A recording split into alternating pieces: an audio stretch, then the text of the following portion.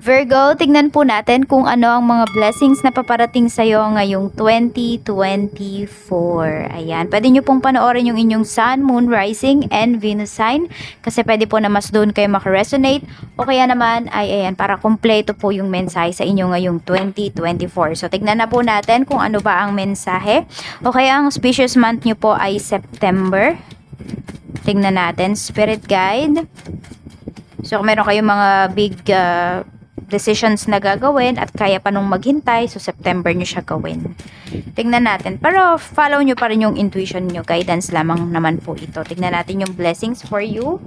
Okay, we have 5 of Wands. Mas magiging competitive ka. Nakikita ko sa'yo dito na wala ka talagang uurungan ng mga laban. I mean, hindi to yung laban na makikipag-away ka talaga. Pwede rin. Pero mas more on ito ay pwedeng pagdating sa iyong career, ganyan. Sa iyong business, kung meron po kayong business, mas magiging palaban kayo dito. So, wala talaga kayong aatrasan. We have 9 of Pentacles. Mas marami kang magiging pera ngayong taon na ito. Oo, Virgo. Ayan po. Oh. So, parang alam mo yun, nanunungkit ka na lang dito or inaabot mo na lang, you know. So, pwedeng ito po, meron magre-retire ngayong taon. We have 9 of Swords. Tapos, yung iba, nakita ko dito sa inyo is pwede po na mga pangtulog ito. I mean, may kinalaman sa pagtulog yung isa sa mga bagay na magpapayaman po sa inyo.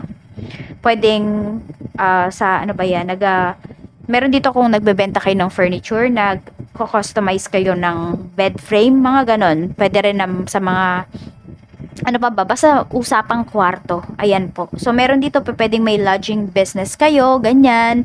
May resort yung iba sa inyo, tapos pwedeng mag-overnight. Hindi pong mga ganun. Basta mga, ano to, basta usapang tulog.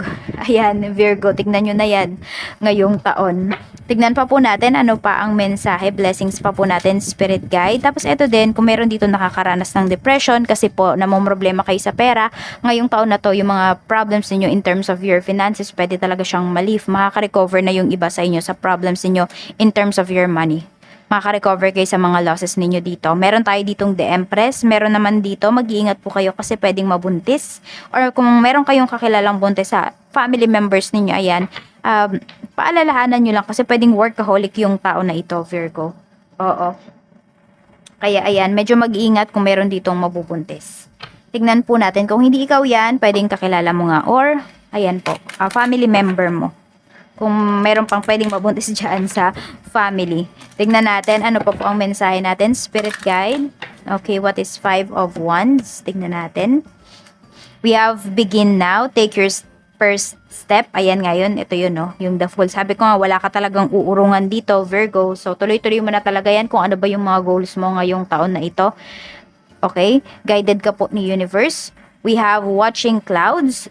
Lie back, rest, and relax. Yung iba sa inyo talaga kasi sabi ko, 'di ba, pwedeng meron na dito magre-retire. So ayan po.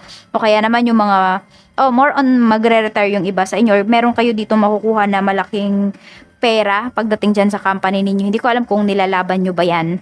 Virgo, voyage of the heart, love flows through you and to you.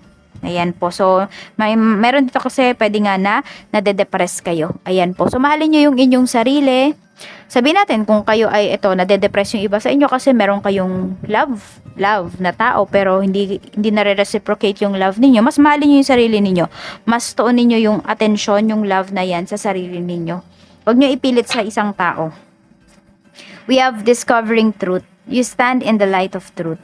Ayan po. So, mag-focus ka lang talaga dito sa life mo. Madami kang madidiscover pagdating sa sarili mo. Madami kang madidiscover na pwede mong pagkakitaan, Virgo. Ayan. Or yung mga tao din na makakatulong sa'yo. Pwedeng makilala mo sila ngayong taon na ito. So, maganda yung 2024 para sa'yo. Tignan natin. Ang ano ko lang dito is alagaan mo yung mental health mo kasi pwedeng dyan, okay, maganda yung pera mo or paganda na yung pera mo pero ayan po, pwedeng may mangyaring hindi maganda pagdating sa money. So ayan, balik na naman sa dati. So alagaan nyo po yung inyong mental health. So parang kapag may mga, sabi natin mga small problems, huwag nyo masyadong dibdibin. Ayan. Pero kasi 'di ba iba-iba naman talaga tayo ng pag-handle ng mga problems natin. Yung pwedeng malaking problema para sa akin, maliit lang para sa iyo or vice versa. So, kailangan alam ninyo paano i-handle yung emotions ninyo. Okay? So, yun po yung gawin ninyo para maalagaan nyo yung inyong mental health.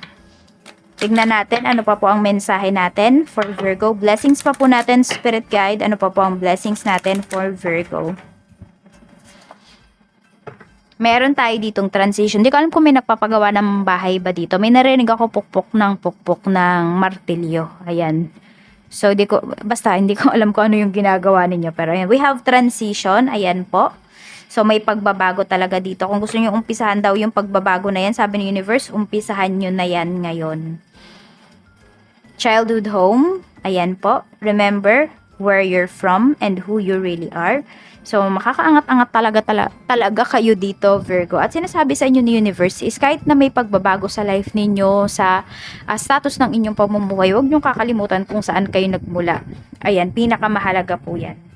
Oo. Tignan nyo pa rin yung mga taong nakatulong sa inyo. Computer. Ayan po. Upgrade your mental software. So, mag-ingat ang mga Virgo natin pagdating sa mga pinopost ninyo sa social media, sa mga nakakausap po ninyo. Yan, mag-iingat kayo kasi pwedeng isa yan sa magdulot sa inyo ng depression. We have music. Ayan, so some of you pwedeng incline pala kayo sa music. Or meron dito pwedeng ang magiging business ng iba sa inyo is more on sa video, okay? Basta parang kasiyahan ito kasi. So, ayan po, pwedeng, or meron dito, nagbebenta kayo ng mga instrument or gumagawa kayo ng instrument. Yan po. Or tumutugtog kayo, baka may magaling kumanta dito na Virgo. So, talagang madami kayong hahakutin ngayong taon na ito. Tignan po natin kung ano pa yung mensahe para sa'yo. Spirit Guide. Yung iba din po ay pwede kayong makahanap ng trabaho through the internet. O, pwedeng work from home yung iba sa inyo. Meron tayo ditong look inside yourself. Examine what is causing you to feel this way. Ito yung sinasabi ko. Alagaan nyo po yung inyong emotions. Okay? Tapos, ayan, kung meron kayong gustong baguhin sa sarili ninyo, okay lang baguhin ninyo. 'Di ba? Wala namang masama basta pinaghirapan ninyo yung perang ginamit po ninyo. Okay? O sa pagbabago sa inyong sarili. Even physical man yan, emotional man yan, huwag kayong magigilty. Kasi yung iba sa inyo, yan yung kalaban ninyo. Nagigilty kayo minsan pag ginagastosan ninyo yung inyong sarili. Which is not good. Kayo yung nagpapakahirap dito. Kayo yung kumikita, Virgo. So, dapat lamang suklian po ninyo yung inyong sarili. Hindi lamang sa pag-iipon. Iparanas nyo rin po, iparamdam nyo din sa sarili ninyo kung ano ba yung kinikita ninyo ngayon. Minsan kasi mali din tayo dun sa ipon tayo ng ipon tapos tinitipid natin sarili natin. Di natin nafe-feel na may kita pala tayo. Paramdam nyo din po sa sarili ninyo. I-treat nyo din yung sarili ninyo.